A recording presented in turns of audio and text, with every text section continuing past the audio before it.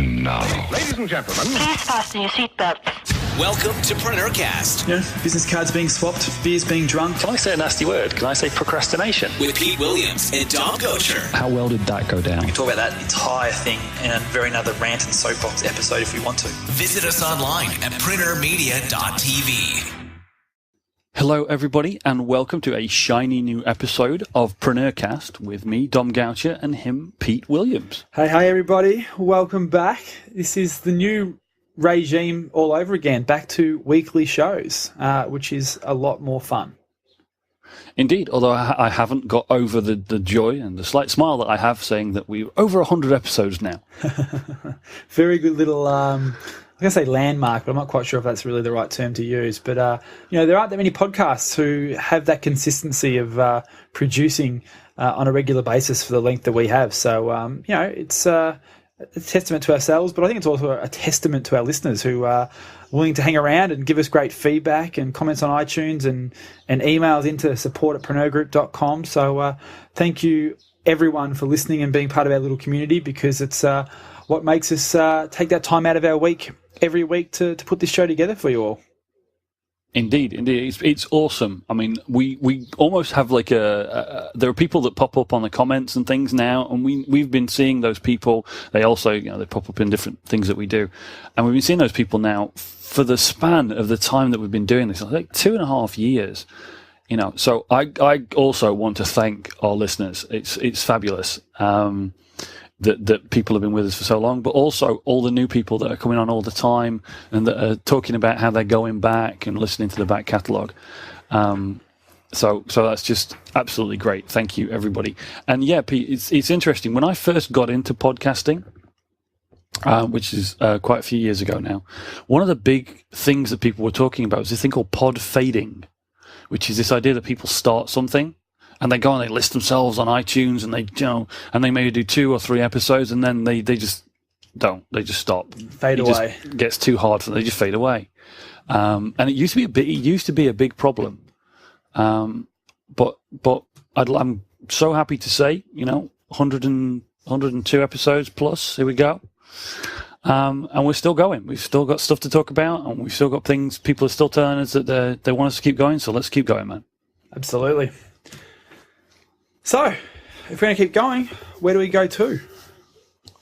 I haven't asked you this for a while, but you flagged something in a recent show about a book that you've been listening to, and I kind of always feel I'm slightly behind the wave with this stuff. You are the leading edge of what's good to. I would say what's good to read, but obviously you listen to everything. I think I know where this is going, and I'm dreading it. Okay, all right. I'll try and reroute in that case. But what have you been listening to this week? The book that I've been listening to, much to your delight and chagrin, I think on both sides there, is The Lean Startup. I've finally got to that book. I know it's very strange, and probably a lot of listeners are bemused that I haven't actually taken the time to devour this book yet, but finally got around to it, and so far so good. I'm only into sort of about half an hour into the book so far, but look, hey, it is all it is meant to be, I think, is what probably the good way of saying it is. Obviously, so many people love the book, and it is a fantastic book, and it is, so far been a great listen, and really encourage people to check that out as well.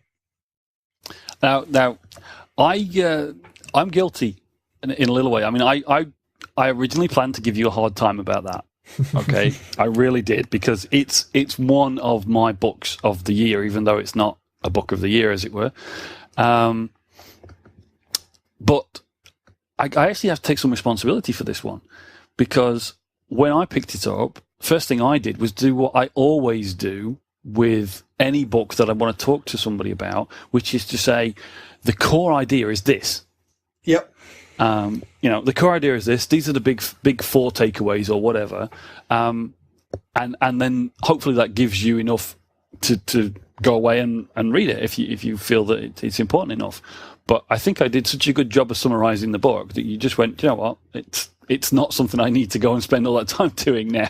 That is absolutely right. The whole MVP sort of framework, if you call it that obviously is core to this particular book, has been spoken about and rehashed and regurgitated so many places, not just from you, but in other places that I've consumed it. I kind of felt that, hey, I already knew enough about the book. But when you said to me, and I think also to our audience, I think it was on the podcast, maybe it was somewhere else that we do different things together.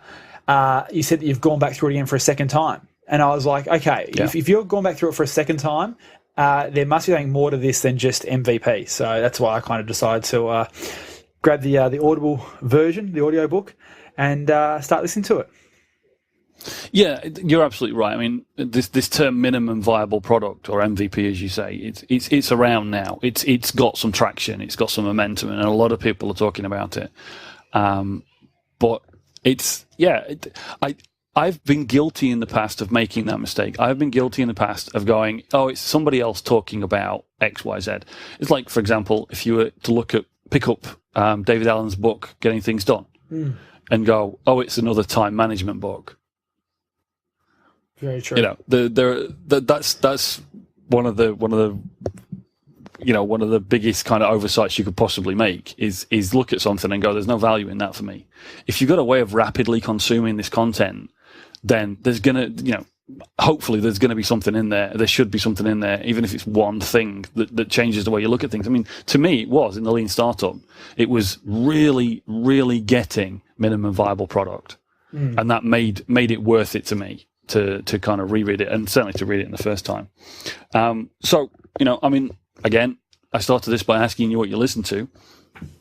Folks, don't forget, as a PreneurCast listener, you have a deal with Audible, the audio book company that Pete and I use all the time. You can get a free copy of anything if you go and start up a trial with audible.com through our link, which is audibletrial.com/PreneurCast. And that's it. Go there. If you're not already a member, then go there and you can use that free trial to download the Lean Startup and give it a listen. If you are already a member of Audible, you've already taken us up and seen the light, as it were, then book of the week, or at least what Pete's listening to this week, is The Lean Startup by Eric Ries. Beautiful. Highly recommended. Throw it onto your iPhone, iPod, and play it back at 2-speed and chow through it really quickly. Indeed. Now, I was going to segue neatly after I'd given you a hard time about the book, Pete. I was going to segue neatly into the thing that you wanted to talk about, because you want to talk about having the hard but important conversations. Yeah, I think this is something that has reared its head up a little bit in some stuff I've been involved with recently, and just thought it's something that's probably worth chatting about on the show, because I think for a lot of people, particularly entrepreneurs, they have this vision that things are going to be great, things are going to be good, there's going to be huge successes, huge wins, and all that sort of stuff, and they don't have that much needed hard conversation. And a perfect example for this is was probably related and relative and sort of put into the context of most of the listeners is, let's say you're going to be doing a joint venture, a project together of some sort, whether it's a product together, a marketing piece together, maybe an ebook together, whatever it might be. And the conversations generally start with how much money it's going to make, how successful it's going to be, how you're going to take it to market, how you're going to find affiliates, all that sort of stuff. But you never have that conversation about what's the nitty-gritty, what's that 1%, what happens if it goes wrong, those sort of hard conversations, because no one wants to have that conversation for a few reasons. Obviously, it can be a hard conversation to have, that harder negotiation part. There's negotiating to actually get a deal done, but then there's to get an agreement, so to speak, on doing a project together. And we'll do something about pitching maybe in a future episode. But then there's also, once you have that agreement, well, let's fine tune that last 1%, the nitty gritty, the hard side of what would happen if something goes wrong. And I think people avoid that. And I also think it's because, you don't want to sort of be the one who puts a damper on the positivity and say, well, hang on, Mr. Partner here, let's actually talk about what would happen if X, Y, and Z happen. What happens if this doesn't go well? What happens if there's some issues here? How is the cash flow going to be managed? How is payments going to be made? And I think a lot of people try and avoid that for one of those two reasons. Don't like the awkwardness of the hard conversation, or B, don't want to be the party pooper, if you will. And I think so many people that we speak to get burnt because they didn't have that conversation and they didn't manage expectations of either party, and they end up, maybe something does go well and it makes a profit. Well, how is profits going to be dispersed? When's it going to be dispersed? All that sort of stuff. And, some of these projects that I'm referring to are not projects that you would go and get a lawyer to draft up a 17-page document and pay $4,000 for. That's just, over the top. But it's about simply having that heads of agreement written up and discussing that through, which I think is really, really important. And that's it. I mean, to me, when you speak about this, it just reminds me of the enthusiasm in this modern age where people are doing more and more things like joint ventures. Then there are more businesses that are based around intangible things. People are starting businesses today that are based around information products, say. And so things like physical logistics are out of the window. And I think partially it's people getting into things that in the past they never would have got into. And they don't necessarily have the experience. Or whether it's the experience of knowing what questions to ask, which is something that I'd like to talk about, or the experience of how to ask, how to have those conversations, because they are hard conversations. When somebody comes to you and goes, "Hey, I want to do this, and we're all going to make this, and it's going to go like this, and we're going to do this," and it's like, and it's almost like a green mist of money just settles on the conversation, and everybody starts like going a bit starry-eyed, and yeah, there's some. This is at the end of the day, this is business.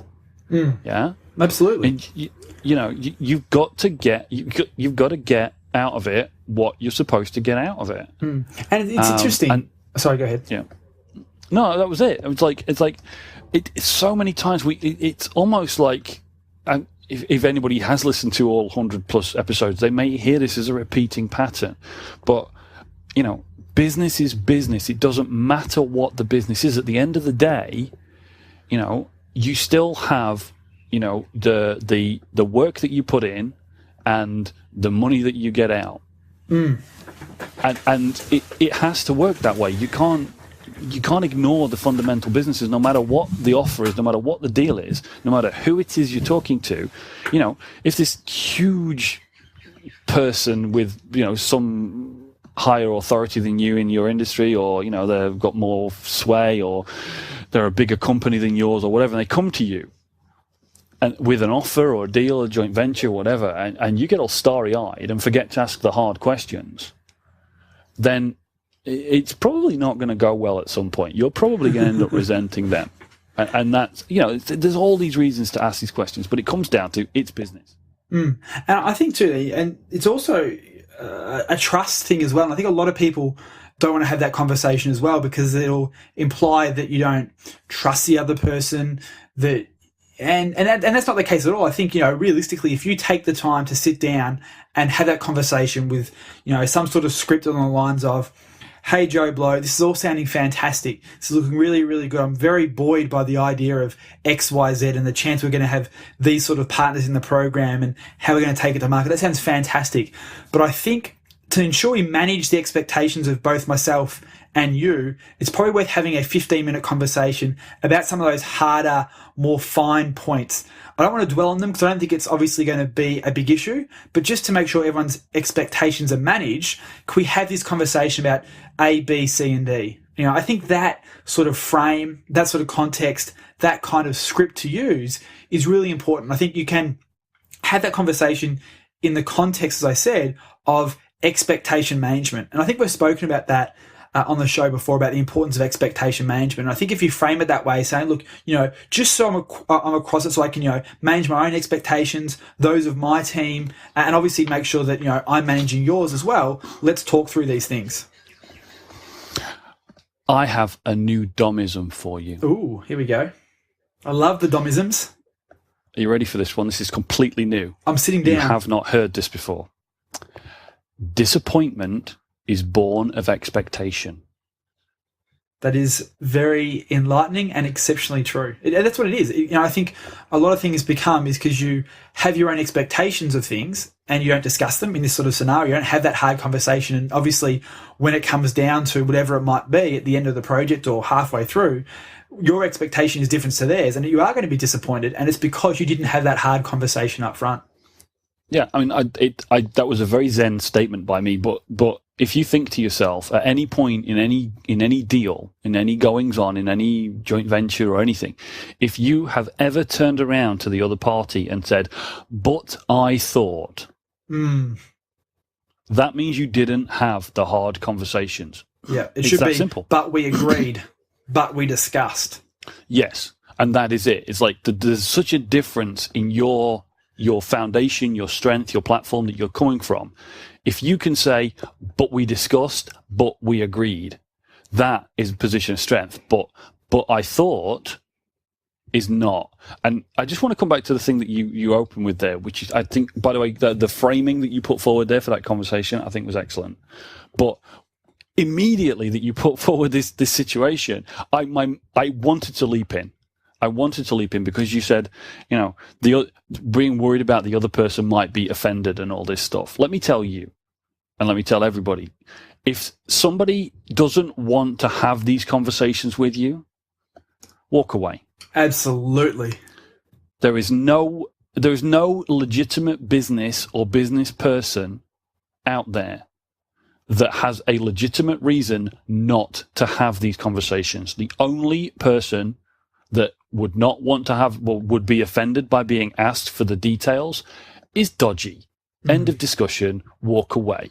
Yeah. And it's really hard to sort of, I guess, adhere to that statement quite often for a lot of people because they get so, glary-eyed, I think is probably the right way to say that, in that, this looks so good and it's such a good opportunity. I don't want to be that person. So you want to have that conversation. But, what happens if it goes bad? Because that is like a big concern, I'm sure, for a lot of people. What happens if we start to have this hard conversation and the relationship goes sour and I miss out on the potential upside?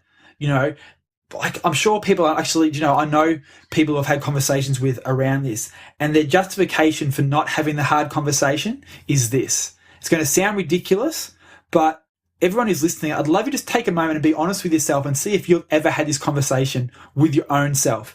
And this is, okay, I can either go forward with this potential project and it's going to make $100,000 for me personally in my business, whatever it might be. And do you know what?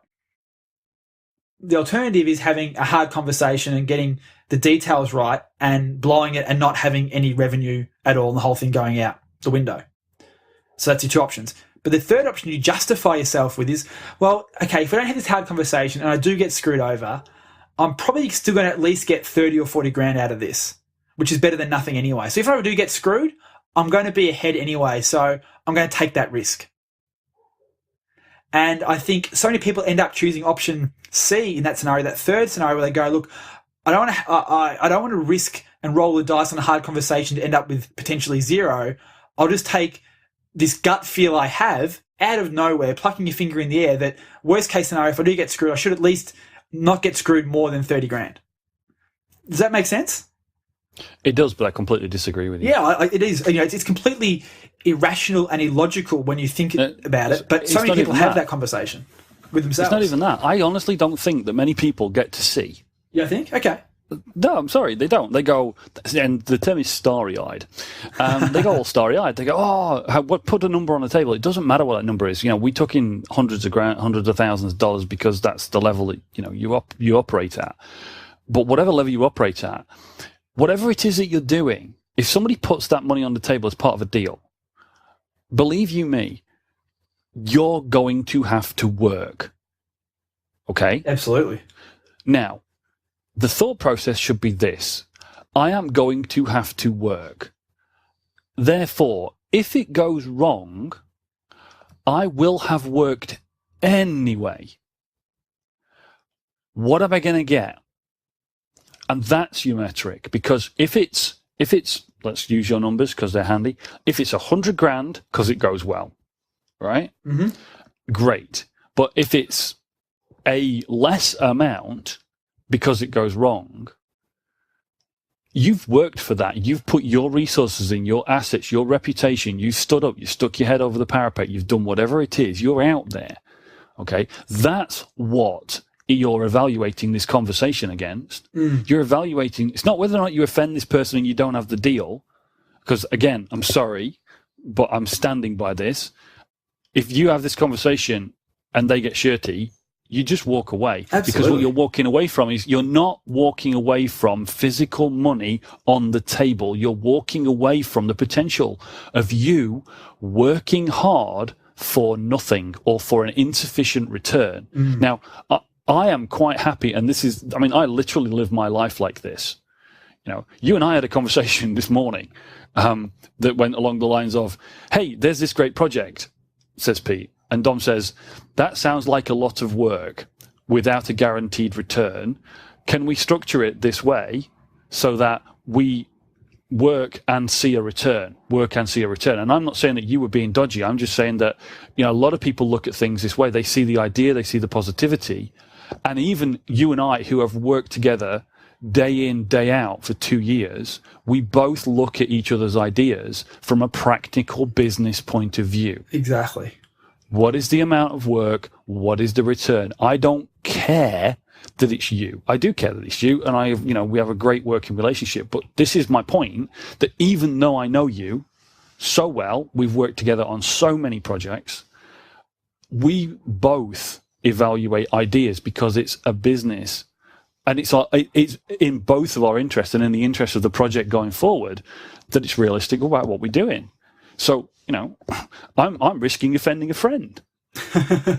Well, this is the hard thing. Yeah, absolutely. Yeah. But like, this is the case. Is if you do it right, if you approach it the right way, it's not going to be offensive. That's the whole, I guess, point. Yes. An underlying thing of this is that so many people have this picture in their mind that having the hard conversation is going to be offensive and risky and all this sort of stuff. And it's, you know, it sounds so cliche, but it's risky not to have that conversation. And I don't know a beautiful, articulate way to argue the point that it's riskier not having the conversation than it is to have one, but it is just the blatant facts that you need to have that squirmy conversation. It will also, I think, solidify the relationship in a positive way with the right partner. And you were sort of saying before that if the person, you know, skirts around and doesn't want to have that conversation with you, then they're not going to be the right person to do business with. And, you know, that's a concern. But if you go down the path of actually having a conversation with the right partner, they're going to respect you so much more for it. They're going to realize that they're dealing with someone who is serious, and that will actually make them step up to their A game and not rest on their laurels and not pull punches. And it's important for the sake of the project that you both bring your A game. And the way to bring your A game is to actually bring your A game and have those hard conversations. Absolutely. I mean, I literally, that was the very next thing I was going to say. You know, it's whatever people think, if they're not having these hard conversations, it's the opposite. You know, if you're thinking people are going to look down on you or disrespect you or think that you're being funny with them, it's actually the opposite. You know, if somebody comes to me with a deal and I am offhand, not that I would be, but if I was offhand with them, if I said, yeah, it'll be fine, it'll be great, well, you know, we'll sell loads and it'll be great. And if they pull me up, it actually wakes me up. It actually makes me say, hey, you know what? These people know what they're doing. Not only that, but I feel better about the deal. I feel better about putting myself in the hands of this person or working with this person and representing them or whatever it might be. I feel better about the deal because I know they're paying attention. Mm-hmm. Ironically, you know, it's like, again, I evaluate everything on how much work have I got to do. Well, if somebody comes to me and they haven't got a clue, they don't know what the deal might be or could be. Yep. That's actually a red flag to me. That's like, okay, well, how much work am I going to have to do to make this work then? You know, if you don't know which way's up. Absolutely. So I think the takeaway here, and I want to talk about a way to do this in another aspect of a lot of listeners' lives as well. But the question I think everyone should be asking themselves right now, if you're in a project, if you're starting a project with other people, whether they're employees or partners or whatever it might be, ask yourself the question, have I had the hard conversation? Is there a hard conversation I'm avoiding? Or what hard conversation should I have that I haven't had yet? one of those three questions you should be asking yourself, and then seeing what comes back, and then dealing with that to ensure that everyone's expectations are managed and the project's better off because of that. But I think something else around this for a lot of listeners too, who are sort of, straddling that fence of employee entrepreneur type lifestyle, is that, from an employer perspective, looking at it from this angle, if I ever have, or when I have an employee across our various projects and various businesses, call me on my shit.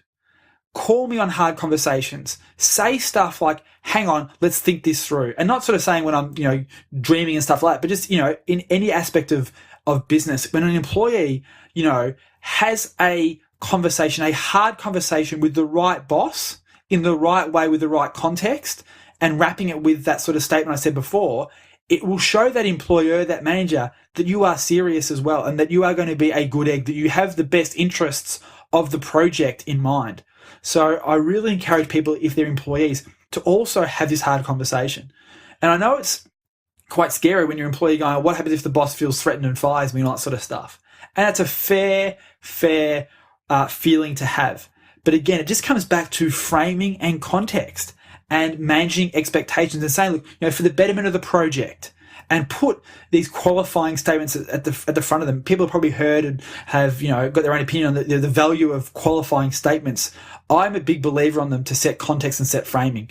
So saying stuff like, this project, for the better of this project, so we can make sure we manage your expectations. What is this happening? Why is this? What is going on here? And have those hard conversations in that area of your life as well, because that will make huge benefits as well to your salary, your bonuses, your promotion abilities, and all that sort of stuff inside that corporate world, if you're still in that part of your entrepreneurial journey. Absolutely, and I completely agree with that. I was that corporate person many years ago. I worked inside a big multinational company. And I was very, very fortunate that I was almost encouraged to do that by each of my bosses as I moved through the company and worked in different departments. I had always had a manager who I felt that I could have that conversation with. And honestly, it's a very interesting thing, and it's a bit like the contrast, as I was saying earlier, about people being afraid of having this conversation because the other person won't like the conversation. Well, if you have had that conversation with your boss or with a potential partner or whatever it is, and it went well, that's great, good for you. But I also experienced a very brief point where I had tried to have that conversation with somebody, and it didn't go well. And honestly, it made me seriously question my relationship with that person, whether or not we could get on, I could carry on working for them, whatever. It's like, well, you want me to do something, but you don't want me to know why I'm doing it. And obviously, if you're on the bottom rung, don't go to the CEO and ask him what he's doing, but be realistic about this. But I have another angle on this, actually, which is, as you say, reaching out to the whole PreneurCast community and the different kind of businesses that people they're in. I know there are a lot of people out there that work directly, freelancers, or trying to build up freelance businesses that work directly for clients. And I just want to point this one out. I just want to make this clear. There are people out there that I know that are well-established freelancers, but there are also people out there, the entrepreneurial spirit is to reach out, to do things you haven't done before. And this, I think, applies to those people, because one of those hard conversations can be with a client. Absolutely. And there are things you can do to head off the negativity that happens, and to also limit your exposure, just like up front with a joint venture, saying, look, what's the deal? What happens if? Okay. Now, you don't have to get all negative about it, but one of the best tips I ever came across was that if you send out a proposal and if you send out an invoice, make sure that they contain standard boilerplate text somewhere on it that very politely states the most fundamental policies that you carry. So let's say you're a graphic designer. Here's a good example. This is from the graphic design world and people can relate to this. Or maybe you're a video editor or whatever. in different organizations at different levels, there are different policies dealing with the ownership of the original artwork files. If somebody hires you, say, to produce a digital magazine, so the end product is a PDF, you need to decide whether or not you are retaining ownership of the source file that made that thing. So let's say you use a program like InDesign. I'm going way too technical, but there's a program out there for desktop publishing called InDesign. Or you may have used something less complicated. It doesn't really matter. Let's say you make a logo and you did it in Photoshop or Illustrator. But the client employed you to create the final product, which is an Illustrator file or whatever it might be. Sorry, not an Illustrator file. Sorry, a particular format file, whatever. PDF, JPEG. Blah, blah, blah, right? Okay. Is it your policy to give them the source file, or do you retain a source file because that's actually your work product and, they didn't buy that from you? Whatever your decision is, trust me, there will come a day when if you do not have a policy on that, somebody will call you on it, and that will be one of the worst days of your life. Okay? Trust me on this. And there will be an example in every industry, in every business, that there is a case where somebody will want something that you never thought they would ask for. They will want you to do something will happen, whatever it is. And if you can think it through and have that hard conversation with yourself now, and just make a footnote or I know people that had, in the old days, they used to have their terms and conditions pre-printed on the back of invoice paper. And when they printed out an invoice, they printed it on this pre-printed paper with their list of 50 terms and conditions on the back because they were a big company. All right. But you can just as easy to say, in the bottom of an invoice, the bottom of a proposal, certainly in a proposal, because we're back to proposals again. We've talked about proposals. We've talked about making yourself stand out. Being clear up front with a potential client that you retain the originals, or there will be a charge if they want the originals. If it's in the proposal, then it goes from a conversation on the basis of, well, I thought, to that's a standard term and it was in the proposal. Yeah. I'm happy to discuss it with you from my position of strength because you can look at it and you can see it's in the proposal. You may not have looked at it, but trust me, it's in there. That's a position of strength and respect. That's just a standard policy, Mr. or Mrs. Customer. We can discuss it, but as a standard policy, it's there. They may feel a degree of negativity, but they cannot argue with the fact it was put in front of them. And that's a really easy way of avoiding those really nasty conversations. Yeah, completely agree. So just that's from another one of my previous lives. That's just a little bit of a tip, but it's right down there at grassroots. We're no longer talking about joint ventures. These hard conversations occur everywhere. Yeah. But if done correctly, if framed properly, if presented in the right way, both parties benefit. Yeah. And if either, and I just want to come back to this. I know I'm saying it, but look, whether it's you going to your boss, whether it's you putting a standard terms and conditions in front of a client as part of a proposal, or whether it's you going to a JV, joint venture partner, and saying, hey, look, what happens if this? It's all in my comes opinion, down... Sorry, go ahead. No, in my opinion, 9 times out of 10, just to give somebody the benefit of the doubt, 9 times out of 10, if something doesn't go right at that point, trust me, you've saved yourself a nightmare. Yeah, completely agree. It all comes down to having the hard conversation to manage everybody's expectations. That's it. It really is, and we've said this before. We've said this before. I've said it in a positive way in the past. Make yourself stand out. Pete, you and I both talked about this. Make yourself stand out with your proposals by being clear about what it is that they're going to get. But but actually, it's what they're not going to get. Or what happens if it goes wrong. They're the hard conversations. Exactly right. And it's just about managing expectations. Turning, let's try and wrap this up in a little phrase. Turning "but I thought" into "but we agreed." Yeah, beautiful. There you go. Cool. That was good. I think that was one of those things that we always look for, which is something that applies to everybody. Absolutely. It's a little different to what people often sort of, are wanting, but I think it's something everyone needs to be looking at and addressing in their business lives on some level. So it's really, really important. Yeah, well, let's face it, Pete. If anybody's come to us, either you or I, for any kind of consulting, the people might come and want something, but we try and give them what they need. Absolutely. Speaking of giving stuff, Ooh, how's that for a bridge? Awesome. The contests, the Preneur marketing contests that we have for our podcast community. So if you are a listener to the show and you haven't entered one of our contests, what are you doing? We have got cool stuff to give away. PreneurMarketing.com/win. PreneurMarketing.com/win. We have continual contests available. They do change regularly, so I do suggest you check out that site. Put it in your calendar every Monday morning to visit it, to see what new contest has got going on, because we've always got books and audios and different stuff to give away, from guests we've had on the show to our own stuff that we're producing to other tools of the trade that we think is really important that we'll go and get for our listeners to actually get copies of for free. So, just recently a contest that ended was for the book Micro Domination, which was from Trevor Young, who's a author and guest on PreneurCast here, talking about his various bits and pieces. And we had 3 copies of Micro Domination to give away to our audience.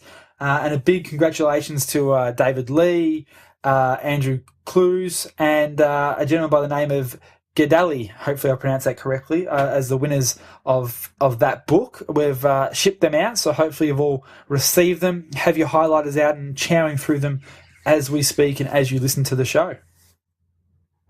Yeah, and in fact, as we have asked in the past for people to leave us comments in various places, including on PreneurMedia.tv, you can actually leave us an audio comment. Andrew, one of the winners, actually left us some audio feedback. So let's have a listen. Hi Pete, hi Dom, it's Andrew Clues here. Thanks very much for the Micro Domination book that I won through your giveaway. I'm one happy winner there. Also, thank you for the podcast, guys. I have been a long time listener and I get a lot of value out of it. You don't lapse into BS, you don't lapse into jargon. You give us information and advice and actionable steps, which, by the way that you frame it, anyone can use in their business. So keep up the great work, guys, and I look forward to listening to many more episodes. Thanks again. Bye. So that's great. I mean, thank Andrew. You're welcome. Is the shortest way to respond to that. Thank you so much for taking the time out of your day to leave us that feedback. And folks, anybody can leave us that feedback over there. But here, Pete, this is something actually we talked about. I've come across people who say, I'm listening when I'm walking a dog. I can't go to the website while I'm walking the dog. I'm listening on my iPod or whatever, So you actually had this great idea, which is to point out that we actually remind people regularly about these contests, not just on the podcast, but via email, because we have over at PreneurMarketing.com. If you haven't signed up, you don't know this, but if you go to PreneurMarketing.com, you will see that there is an opportunity to sign up and get a free copy of Pete's audiobook, which I do recommend, which is, Pete, I will let you present the name of your book. It's the book from Wiley Publishing that was originally produced a few years ago, got the rights back now. So the title is How to Turn Your $1 Million Idea into a Reality. So it's all about taking that idea from your imagination and all the way through to implementation. It's got a whole bunch of case studies of projects that I worked on, from on-hold advertising to the MCG venture and how to get over the fear of failure, and a whole bunch of other stuff about taking action from getting that idea out of your imagination to the implementation stage and actually making you money. You see, you do that so much better than me. But the byproduct of that is that by giving us your name and email address, we will send you every week Pete's noise reduction newsletter, which is Pete and I's little distillation of all that noise out there, cunningly titled by Pete. All the noise out there, things you could possibly pay attention to, we find the best and the greatest and the most interesting.